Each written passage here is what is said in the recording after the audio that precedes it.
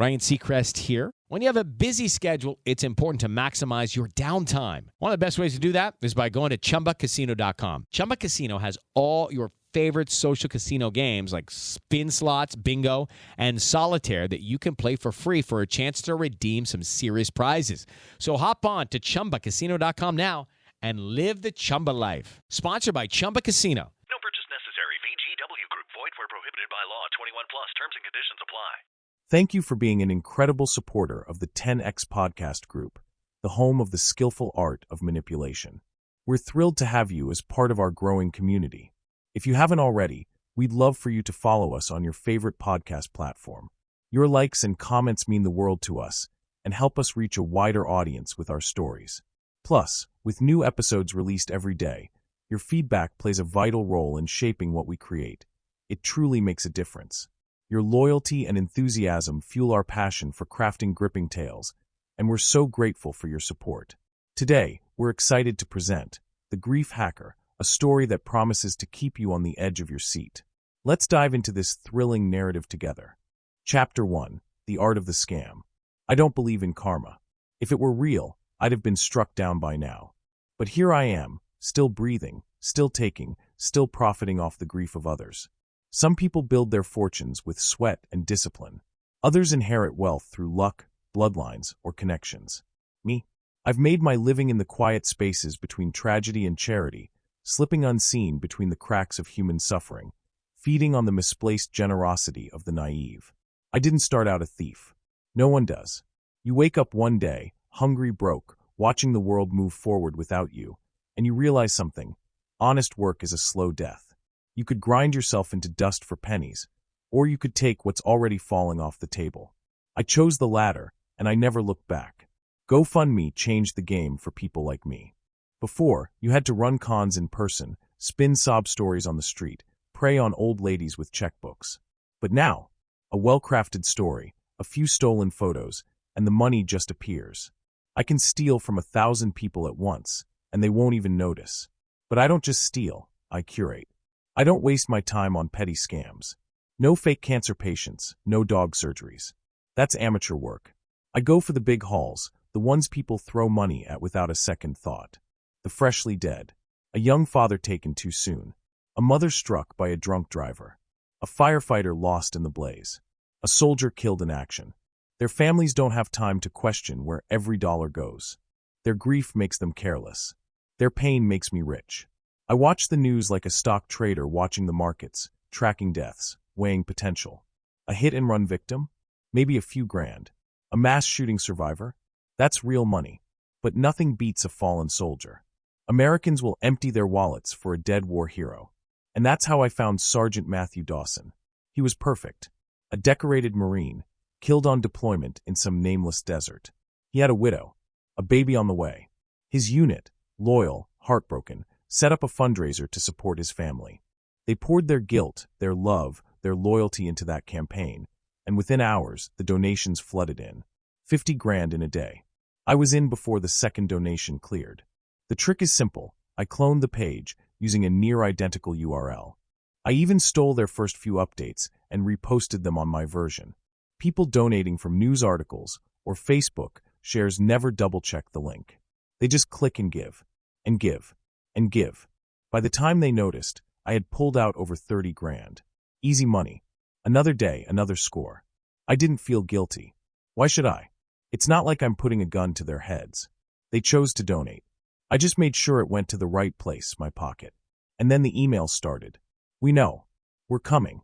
Hope you spent the money. You'll pay it back in flesh. I laughed. Empty threats. I'd seen them before.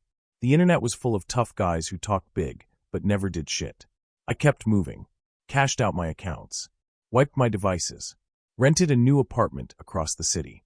By the time they realized what happened, I'd be a ghost. But I didn't feel like a ghost. I felt watched. I felt hunted. And for the first time, I wondered if I had made a mistake. You said, let's rewrite chapter 1 and use 5 times the characters you would normally use when writing a chapter regularly. ChatGPT said, The Grief Hacker. Chapter 1, The Art of the Scam. I never wanted to be a thief. But then again, nobody wakes up one day and decides, I think I'll make my living stealing from the dead. It happens in increments. Small decisions, small compromises. Justifications pile up, excuses become second nature, and before you know it, you've become the kind of person you swore you never would. That's how I ended up here, sitting in a dingy motel room with a laptop on my knees, siphoning donations meant for grieving families straight into my offshore accounts. Most people work themselves to the bone for scraps, but me? I've made a fortune out of thin air. I found a system, a weakness, a flaw in human nature, and I exploited it with precision. People love to throw money at tragedy. It makes them feel better, like they've done something good in a world full of suffering. But the thing about people who donate to charity, they don't track where the money goes. They don't check receipts. They don't question whether the grieving widow actually got that $50 they sent. They just assume. And that assumption is my playground. I don't just steal from anyone. That's reckless. Sloppy. A guy faking a terminal illness will always get caught when the money dries up and people demand proof. A girl faking a lost puppy fundraiser might get sympathy, but it's not profitable. I aim higher. I take from the dead, the freshly dead, the tragically dead, the ones whose families are too overwhelmed with grief to notice a few $1,000s going missing, the ones whose stories are so heartbreaking that the donations pour in faster than anyone can count them. I have a process. I track obituaries, breaking news, anything that smells of unexpected death. Car accidents, mass shootings, worksite disasters. Soldiers killed in action. Those are my bread and butter. The military community is tight-knit, loyal. When one of their own dies, they rally hard. They don't just donate, they push others to donate. They spread the GoFundMe link like gospel. That's how I found Sergeant Matthew Dawson, a decorated Marine, killed overseas. He had a pregnant widow and a unit of grieving brothers in arms who loved him like family. His GoFundMe was set up within hours of his death, and the money was rolling in before the first tear hit the ground. The goal was $50,000. By the time I got to it, they'd already hit 30. I watched, waiting, timing my moment, and then I struck. Stealing from these fundraisers is easier than people think. Most rely on trust, not security. I created a clone of the page, an exact replica down to the last heartbreaking update. Then I ran a simple trick: search engine manipulation, social media scraping, URL masking. When people typed Sergeant Dawson Memorial Fund into Google, my page showed up first. When they shared it on Twitter, my link spread instead of the real one. It took me less than 6 hours to siphon off 20 grand. Another 10 before the family noticed something was wrong. By the time they realized what happened, I was already gone. I never dwell on my marks. That's the key to surviving in this game. Take the money, cut ties, move on. Never look back. Never second guess. Never get sentimental. But something about this one felt different. It wasn't guilt. I'm not wired for guilt. It was something else. An itch at the back of my skull. A feeling I couldn't shake. Then the email started. The first one was short. We know. The second came an hour later. We're coming. By the third, I felt something I hadn't felt in years. Hope you spent the money. You'll pay it back in flesh. Fear. I brushed it off. Empty threats. People love to talk tough when they're angry, but nobody ever follows through. I had gotten threats before. Wives sobbing over lost funeral funds, fathers begging for their children's hospital money back. They'd curse me, wish me death, promise revenge. But at the end of the day, they were just people. They weren't killers. This time, though, something felt different. I locked down my accounts, ditched my phone, booked a flight out of state. I had safe houses, aliases, offshore holdings. I could disappear in a heartbeat. But something was wrong. Very wrong. I tried to log into my usual accounts. My bank, my encrypted messaging service, my backup social accounts. Access denied. That had never happened before. I tried another. Locked. Another. Gone. My entire online identity was vanishing piece by piece. Then, the knock at the door. Not a cop's knock. Not a landlord's knock. This was something else. A slow, deliberate thud. Measured. Heavy. I didn't move. A voice followed, muffled through the door. Run, thief. A pause. We like a chase. And then silence. I grabbed my go bag, bolted out the fire escape, hit the alley running. Heart pounding, adrenaline surging. I didn't look back. Because for the first time in my career, I wasn't the predator. I was the prey. Chapter 2, the first warning.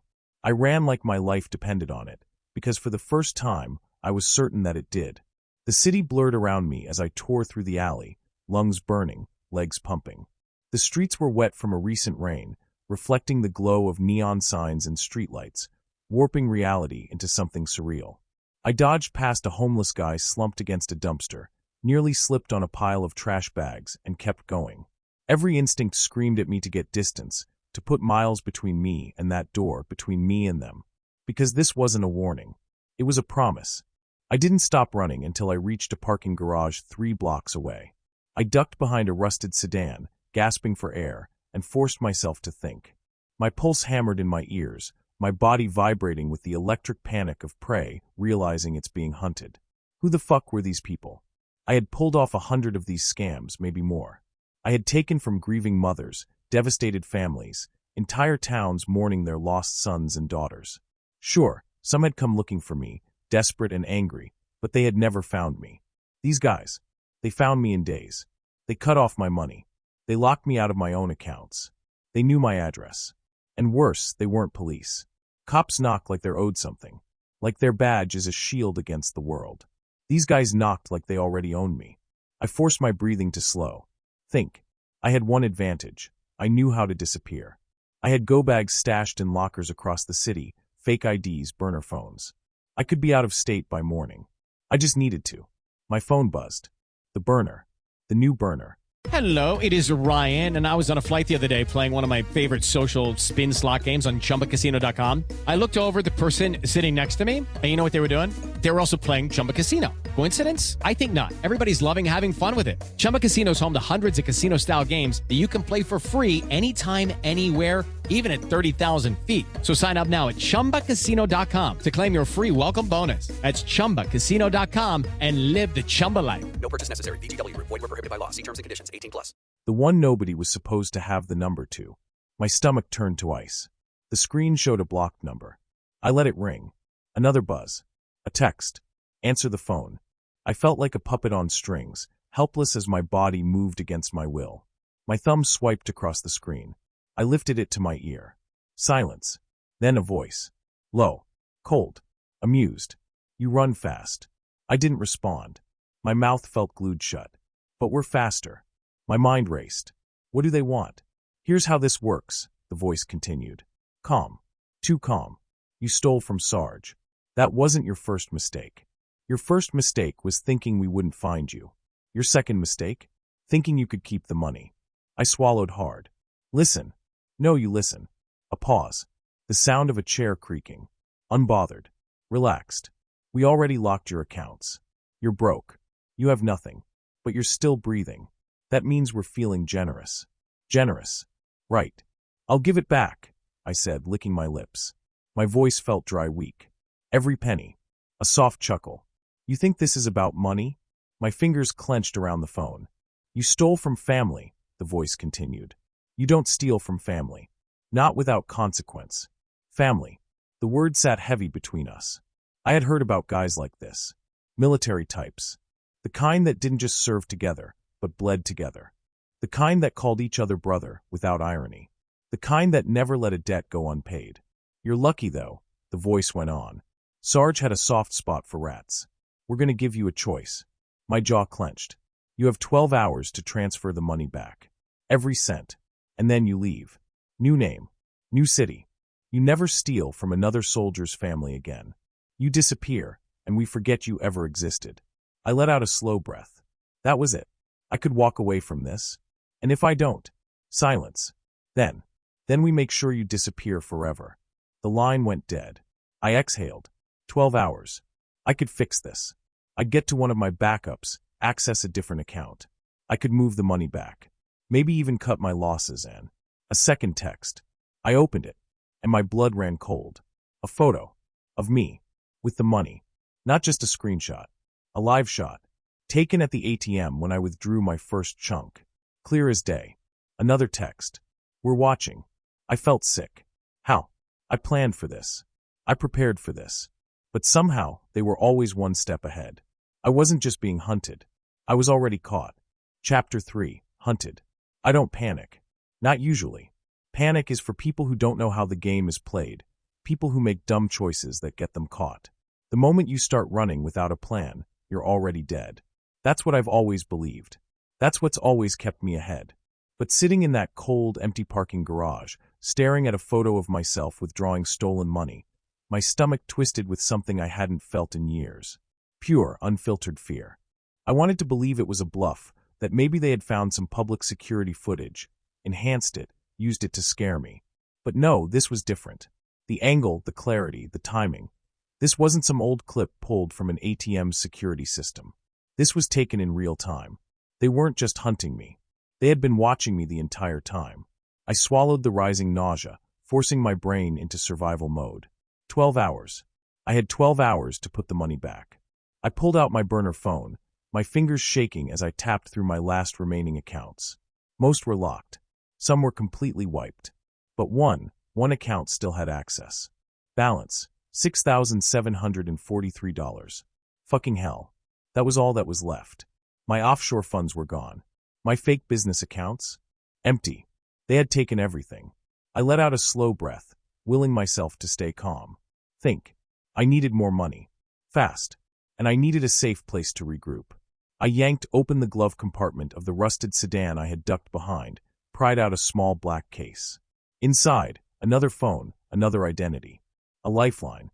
I flicked through contacts until I found one labeled Slick. Slick was an old associate. A money launderer, a hacker, a problem solver. If there was a loophole, a system to crack, he'd find it. And right now, I needed him more than ever. The line clicked after 2 rings. "You sound like shit," he muttered. "Slick, I need help." Silence. Then, "You in trouble?" "Yeah." "What kind of trouble?" "The kind that doesn't stop breathing." Another pause. "Shit." That was all he needed to hear. "Tell me what's happening." I kept it short. The heist, the 30 grand, the military guys who found me in less than a week. The threats. The photo. When I finished, Slick let out a long, slow exhale. "You really fucked up, man." "Yeah, no shit. How the hell did they track you that fast?" "That's what I need you to tell me." Slick was quiet for a second. "You still got your old setup? Laptop? VPN?" "Yeah." "All right. Stay put. I'll send you a link. I need you to run a scan on your device. If they got eyes on you, we need to find out how." My stomach churned. I didn't like the sound of that. "You're saying they could still be watching me?" "I'm saying they're not just some random pissed-off soldiers. These guys have access to some serious fucking tools. And if they're military, then they might not even be working alone." My grip tightened on the phone. What the hell does that mean? It means they might not just be a bunch of guys with a grudge. They could have ex-intelligence contacts, mercenary networks.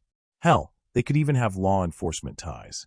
They found you fast because they knew where to look. I went cold. "Slick, I've pulled this scam 100 times before. No one has ever found me. Then this isn't just about money." A sick realization crawled up my spine. They weren't just after revenge. This was personal. Before I could respond, another text buzzed on my screen. Another photo. This time, it wasn't just of me. It was my safe house. The one I had abandoned just hours ago. The lights were still on, my laptop still open on the desk.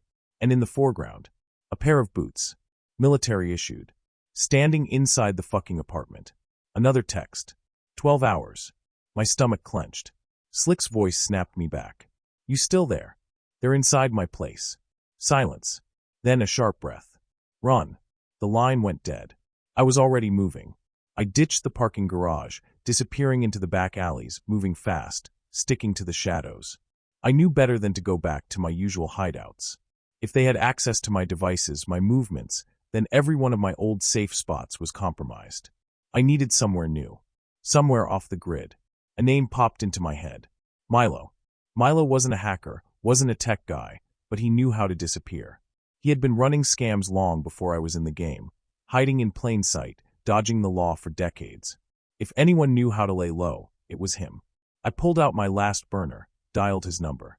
It rang, and rang, and rang. Then a voice.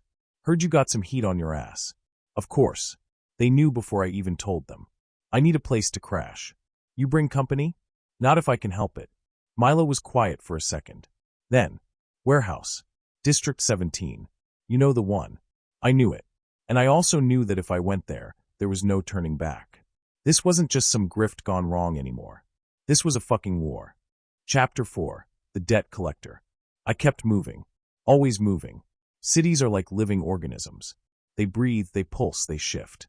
If you know how to navigate them, you can become invisible, slipping through the cracks like a ghost.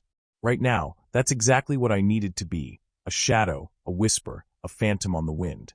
Because the moment I stood still, I was dead. Milo's warehouse was across the city, tucked in the ruins of District 17, an industrial graveyard filled with rusting skeletons of factories, abandoned shipping yards, and the kind of places where bodies disappear without a trace. It was perfect. Remote. Isolated. Safe. Or at least, as safe as I was ever going to get.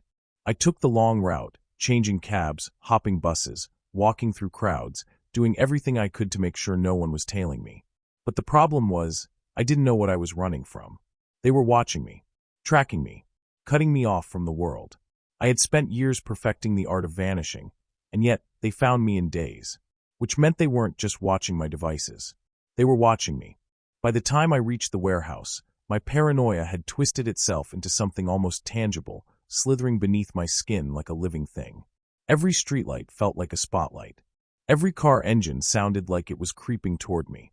Milo's place looked like nothing from the outside.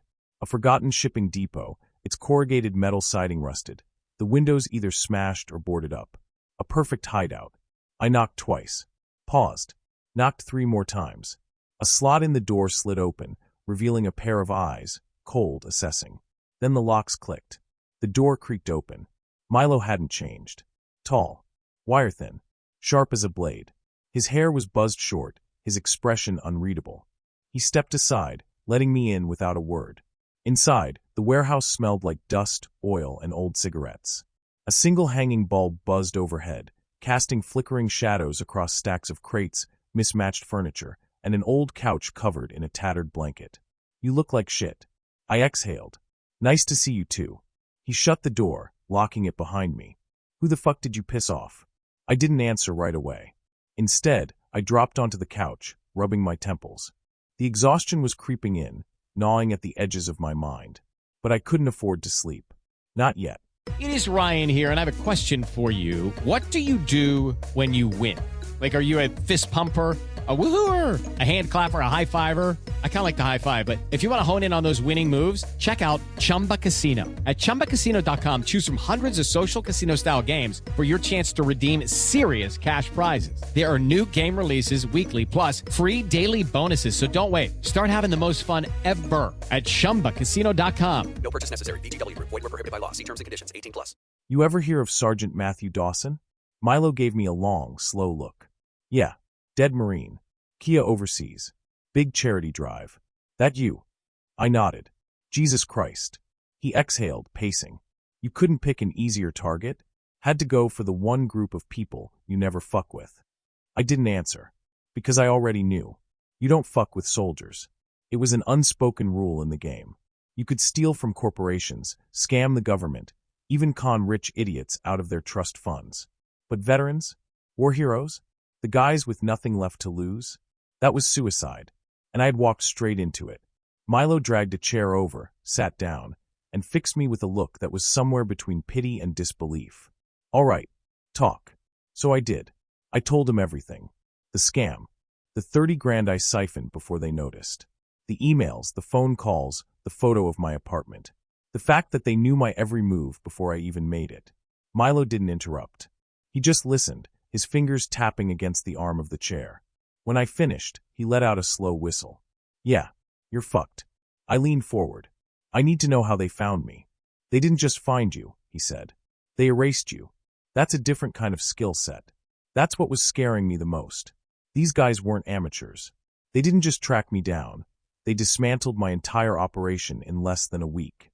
Milo stood up, walked over to a battered metal cabinet, and pulled out a bottle of whiskey and 2 glasses. He poured, handed me one. Here's what I think, he said. You got made before you even took the money. I frowned. What? Think about it. He sipped his drink. They found you too fast. That means they were watching from the start. My stomach dropped. He was right. This wasn't just a case of someone noticing missing money and playing detective. They had been watching me before I even stole from them. I set the glass down. My mind was racing. How? Milo leaned against the cabinet. You ever hear of honeypots? I nodded. Yeah, fake traps.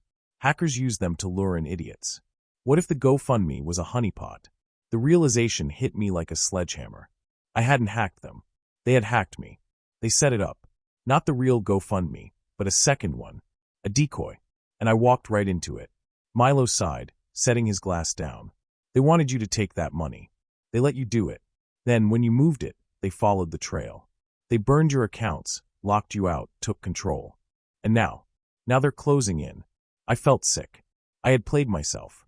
Milo's expression darkened. That 12-hour deadline they gave you? I nodded. They're not expecting you to pay it back. I swallowed hard. Then what do they want? He didn't answer. He didn't have to. Because we both knew. They didn't want their money. They wanted me. And that meant I had one choice. I had to disappear. For good. Chapter 5, The First Payment. I had been running scams for years, slipping through the cracks, staying ahead of the game, believing I was too smart to ever get caught. But now, sitting in the dim glow of a flickering warehouse light, staring at the whiskey glass in my shaking hands, I realized the truth. I wasn't being hunted. I had already been caught. I just didn't know it yet. Milo had said it himself. This wasn't about money anymore. If it ever was. They let you steal it, he had told me. This was never about stopping you. It was about seeing how far you'd go before they shut the door behind you. And now that door was shut. Locked. I wasn't walking away from this. Unless I did something insane. Unless I took control of the game. Milo finished his drink, watching me with those dead, calculating eyes. You got options, he finally said. None of them are good. I exhaled, pressing my fingers against my temples, thinking. Lay them out. He held up a finger. Option 1, you do what they say. You transfer what little money you have left, beg for mercy, and pray they let you live. Spoiler alert, they won't. I nodded. Knew that already. Option 2, you disappear. You leave everything behind, change your face, change your name, bury yourself so deep that they'll never find you. I swallowed. Can you do that? Maybe. But they've already proven they're better at finding people than I am at hiding them. Not good enough. I leaned back, breathing deep, waiting for the third option. The only one that mattered. Milo sighed, rubbing his jaw. You don't want to hear it. Say it anyway. His eyes met mine. Cold. Unforgiving. You go on the offensive. The words sent a sharp, electric charge through my brain. Go on the offensive? Against them? The men who found me in less than a week, erased my identity, stripped me of my resources, and were actively closing in? That was suicide. But what choice did I have? I sat forward, elbows on my knees. How? Milo studied me for a long moment before standing, walking over to a steel locker in the corner of the warehouse. He keyed in a combination, swung the door open, and pulled out a duffel bag. Dropped it at my feet. I unzipped it. Guns. Not cheap street-level bullshit. Real weapons. Military grade. Pistols. A sawed-off shotgun. Even a suppressor. I exhaled. Jesus, Milo. He crouched down beside me. I don't know who these guys are, but they're not just some grieving veterans looking for revenge. They're organized. They have resources. And they don't just want to punish you. He tapped the bag. They want to erase you. I already knew that. So what's the play? I asked. Milo smirked. We remind them that you're not the only predator in this city. We spent the next hour prepping. I changed my clothes, swapped my phone, wiped every digital trace I could. I ran every trick I knew, spoofed locations, fake IP addresses, burner accounts. It wouldn't stop them from finding me, but it would buy me time. Time to strike first. Milo had intel. He always did. They're staying in a safe house, he told me, pulling up a grainy satellite image on an ancient laptop. 4 blocks from where they found you. They're not even trying to hide. That meant one thing. They weren't afraid of me. Big mistake. It was just after 2 a.m. when we got there. A shitty apartment building, 3rd floor, one window cracked open. A black SUV parked outside. No lights on. I crouched low behind a dumpster, watching. Listening. Milo nudged me. You sure about this? No. I wasn't sure about any of this. But if I waited for them to make the next move, I was dead. So I moved first. We slipped through the alley, up the fire escape, boots silent on metal. The window was unlocked. Amateurs. Inside, the place smelled like sweat, cigarettes, and gun oil. 4 men. 2 asleep. 1 at a desk. The last standing in the kitchen, checking his phone. I moved fast. Gun to the first guy's head before he could scream. The second sat frozen at the desk, eyes wide. Milo took the third before he even knew we were there. A blade across the throat, silent. The fourth, the one in the kitchen. He reached. I shot him first. The sound was deafening, the suppressor doing little to mask the fact that everything had changed. Because now, this wasn't about stolen money. This wasn't about revenge. Now, this was war. The guy at the desk, he didn't fight. He knew better. I grabbed him by the collar, slammed him against the wall. Who are you working for? He laughed, blood on his lips. You think you're winning, he coughed. I pressed the gun harder against his skull. Answer the fucking question. Another laugh. You already lost. My finger tightened on the trigger. And then I heard it. My burner. Buzzing in my pocket. I pulled it out, heart hammering. Blocked number.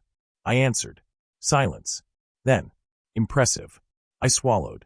Who the fuck are you? A chuckle. I told you before. We're watching. I glanced at Milo. At the dead men on the floor. You're not watching shit anymore. The voice didn't waver. Oh, but we are. A pause. Look outside. Milo moved first, peeling back the curtain. I stepped beside him, and everything inside me went cold. The SUV was still there. But now there were two more parked beside it. Engines running. Headlights off. Waiting. 12 hours are up. A deep breath. A final warning. Run, thief. You can't hide anymore. The line went dead. And the war had just begun. Chapter 6. The final scam.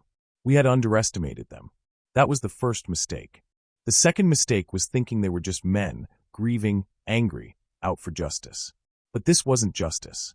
This wasn't some rogue squad of ex-military out to teach me a lesson. This was something else entirely. As I stared out the cracked window of the apartment, looking down at the three SUVs now idling outside, I felt something I hadn't felt in a long time. Cornered. Milo's jaw was tight. He pulled the curtain back in place, moving quickly to check the bodies, then the guns we had collected. He was thinking, processing, calculating our next move. I wasn't. I was standing there, watching the headlights flicker in the rain-streaked glass, knowing that no matter what we did next, the game had changed. We need to go, Milo said. Now. I didn't move. We're already dead, aren't we? I muttered.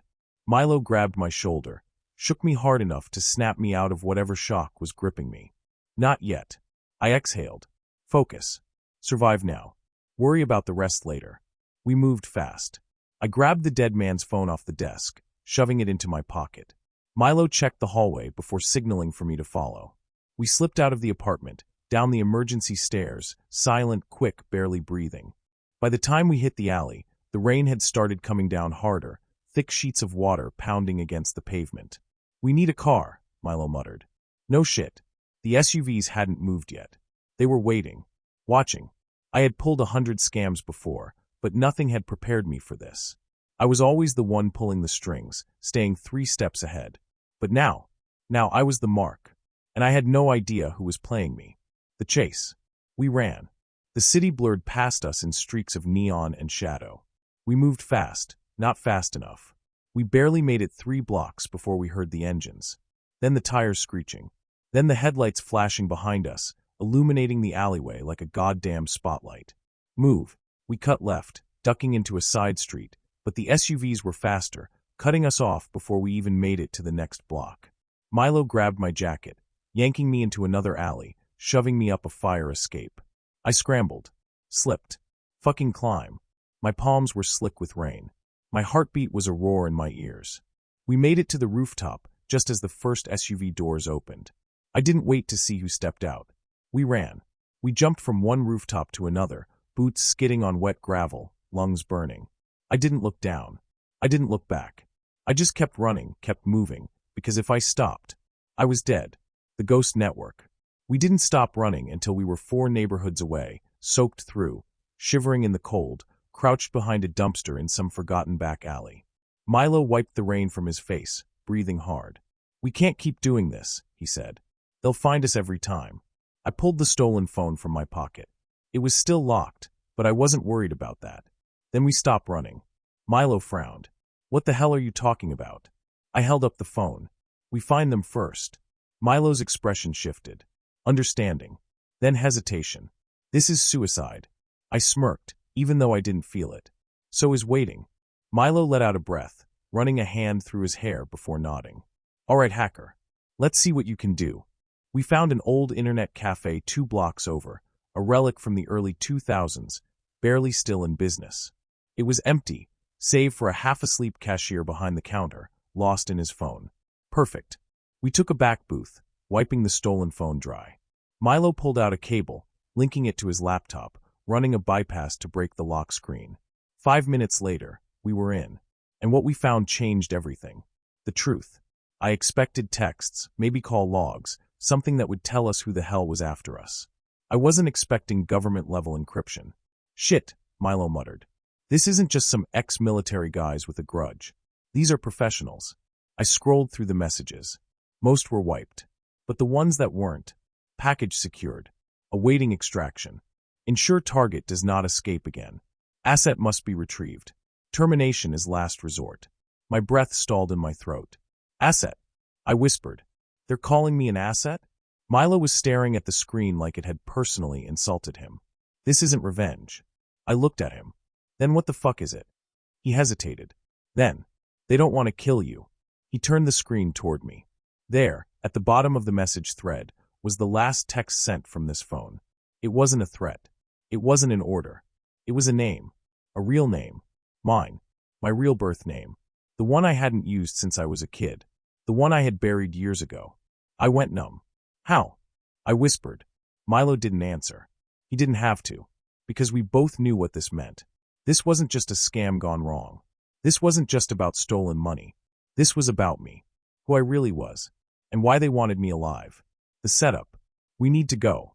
Milo's voice snapped me out of my haze. I nodded, closing the laptop, wiping the phone. No more running. Agreed. I took a breath. I had spent my life stealing from people, playing them, manipulating them. But now it was my turn to be the mark. And I wasn't about to let them win. Chapter 7, The Final Debt. I used to believe I was untouchable. That no matter how many scams I pulled, no matter how many people I took from, I would always be 3 steps ahead. That I was too smart, too careful, too fucking good to ever get caught. But I wasn't untouchable. I was owned. They knew my real name. They had been watching me before I even stole from them. And they didn't just want their money back. They wanted me.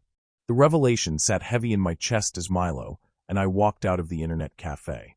The streets were wet with rain, the city humming around us, cars, neon, the distant wail of sirens.